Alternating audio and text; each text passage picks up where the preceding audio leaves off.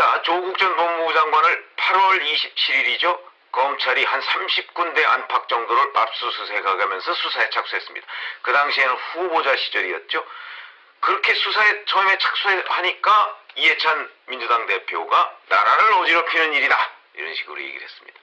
그때까지만 해도 그런 얘기들이, 자, 왜 이런 얘기를 했어? 이런 황당한 얘기를 했을까? 아니, 범죄 혐의가 있어서 검찰이 압수수색을 했는데 왜 이렇게 나라를 어지럽히는 일까지, 그 다음에 급기야는 문재인 대통령으로까지 갈 수 있는 지경에 이르렀다.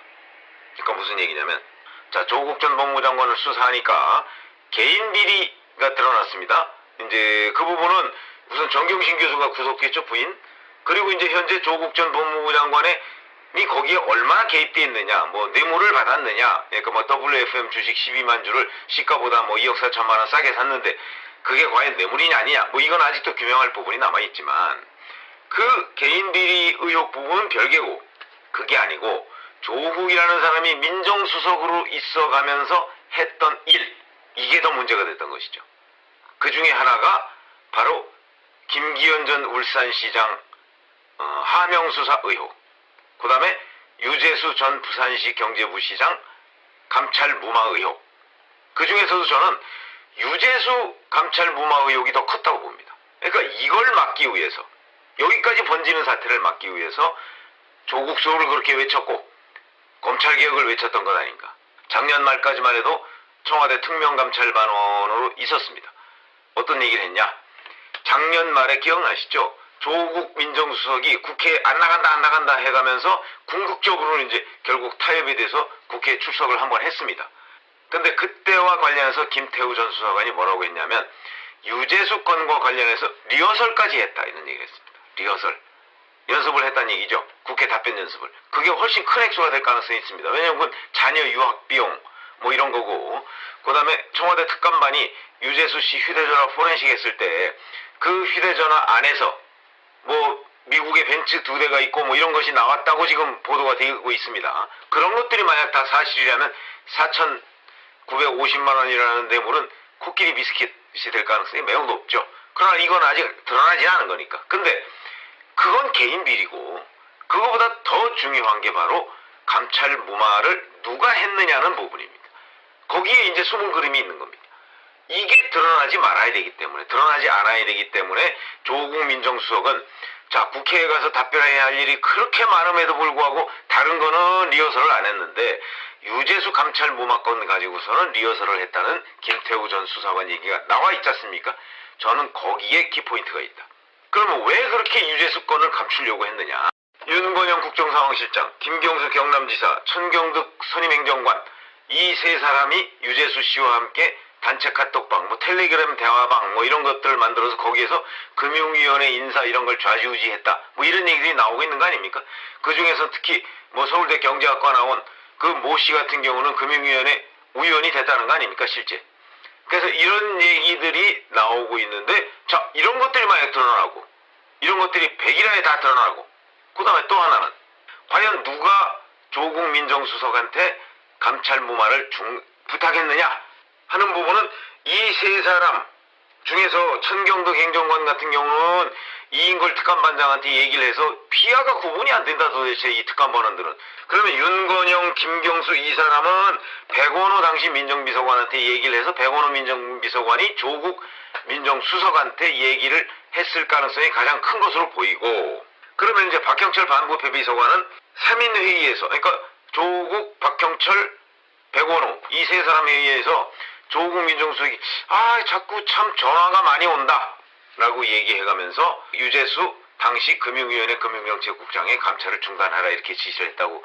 더군다나 조국 민정수석 입장에서 보면 공식적으로는 백원호 민정비서관은 자기의 부하 직원입니다. 전화에 포함되지도 않을 겁니다. 그러면 전화라고 한다면 적어도 동급이거나 실력자 반열에서 자기보다 더 우위에 있는 사람들. 자유한국당 곽상도 의원은 이것을 이호철 전 민정수석이라고 얘기를 했죠. 지목을 했습니다. 이게 친문 커넥션에 의한 권력형 비리가 대형 권력형 비리가 될 가능성이 있거든요. 더군다나 이 유재수라는 사람은 문재인 대통령한테 제인이 형 그러던 사람이라는 거 아닙니까? 그러면 제인이 형한테 부탁했을 수도 있는 거 아니에요? 누군가를 통해서, 뭐 직접 전화야 뭐 잘 안 되겠지만 그럴 수도 있다는 겁니다.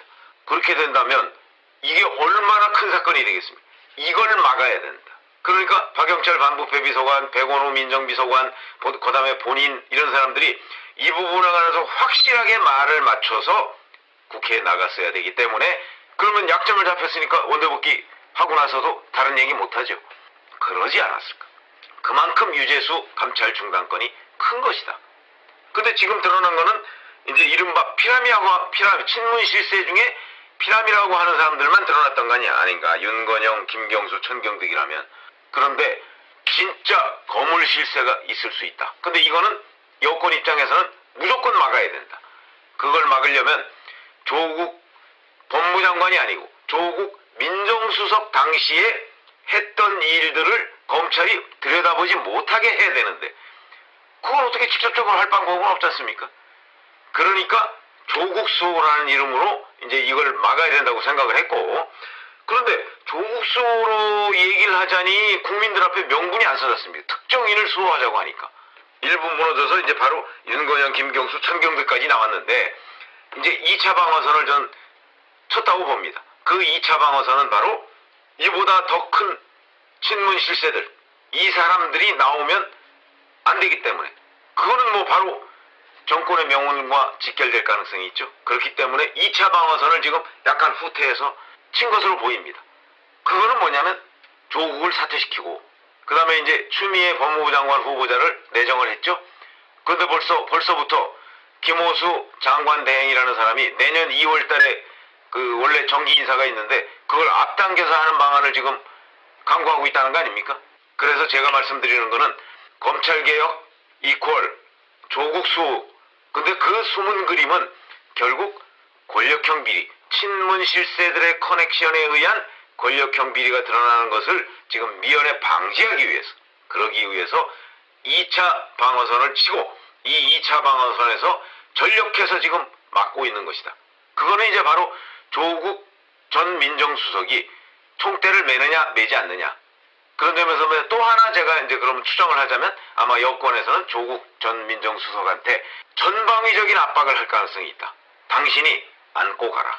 그러면 문재인 정부 아직 2년 5개월 남았으니까 2년 5개월 동안 우선 뭐라고 얘기했냐면, 자, 유재수 전 부시장 건은 사실은 3인회의, 그러니까 조국 민정수석, 박영철 반부패 비서관, 본인 이렇게 3인회의를 할 때는 이미 감찰이 종료된 뒤였다 이렇게 얘기했습니다.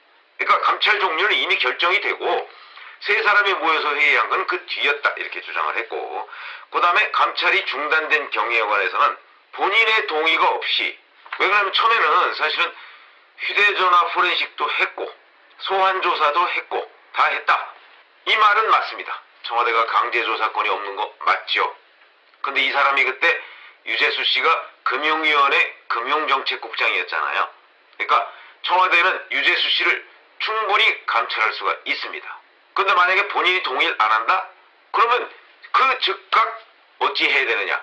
자, 김태우 전 수사관이나 당시 특감 반원들에 따르면 그 당시에 휴대전화 포렌식을 했더니 그 휴대전화 안에서 자녀 유학 비용을 지원받은 혐의, 그 다음에 외국에 벤츠 차량이 2대를 가진 혐의, 이런 것들이 쭉 있다는 거 아닙니까?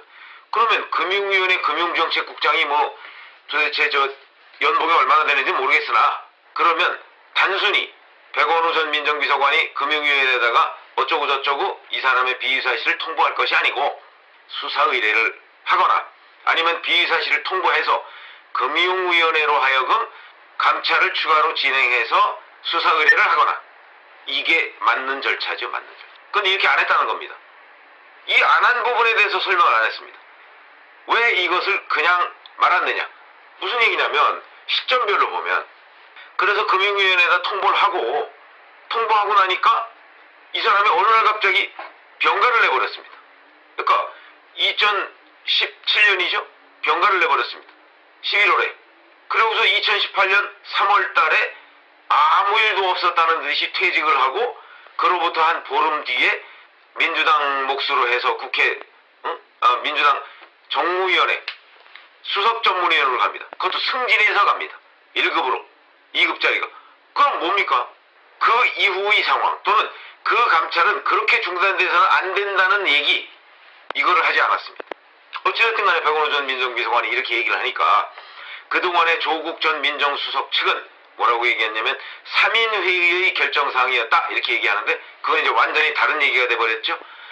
제가 왜 이런 얘기들에 주목하냐면 이런 일이 터지면 여권 또는 청와대는 어느 정도 조율을 합니다. 자기네들끼리. 그래서 이 사태를 어떻게 수습할 것인가, 정직하게 다 얘기하고 털어버릴 것인가, 책임질 사람 책임지고, 아니면 적당한 선에서 봉합을 할 것인가 얘기를 할 텐데 아마 조국 당시 민정수석과 백원호 민정비서관도 어떤 식으로든 메신저를 통해서든 직접이든 간에 얘기를 했을 겁니다.